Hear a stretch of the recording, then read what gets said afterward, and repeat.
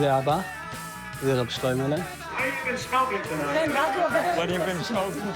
כמו שבקליפי ועובר לשבת שם. השילוב הזה של חוזר בתשובה עם וודסטוק וה-60's. ניסיתי למלות את הבית עם אבא. אני לא יודעת אם זה היה טוב לכם או לא טוב לכם. הרגשתי שכאילו שיש בנו איזה משהו שהוא באמת, הוא יותר אותנטי כזה. איזה טוב השם יתברך, שמאפשר לנו לעשות פסטיבל.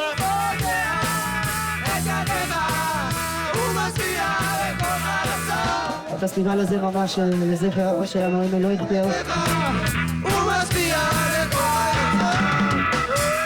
אנחנו מצפים שדברים יהיו מוגדרים, ברורים ומנוהלים. מה שהיה כאילו שנה שעברה היה קצת יותר אנדרלמות. אם אנחנו רוצים את זה, אנחנו צריכים לגרום לזה לקרות. השאלה אם אנחנו מוכנים לשנס מותניים ולהיכנס ברבק. מישהו צריך לקחת פיקוד. יכול להיות שאתה ויתרת, כי ראית שאני וטובי לוקחים יותר מדי פיקוד, והשתלטנו לך. משהו קורה בינינו שאומר אותנו. ואת אומרת לך, וואלה, לא למדים לבד. אתה לא 100% בפנים, כאילו, אתה לא... לא, אני בפנים, אני פשוט, אתה יודע, אני יצאתי כזה בשם בעין אחרי כל ההפקה לפני שנתיים. כן. כרגע לא ודאי שום דבר, כל כך, מהתחושה שלי. בקיצור, אני אומר 50-50. אז זה אומר שזה לא רחוק היום. והיום הזה יגיע, לא משנה אם אנחנו בפנים או בחוץ. היום הזה מגיע, רגע, אחותי, בוא נראה אם יש פסטיבל.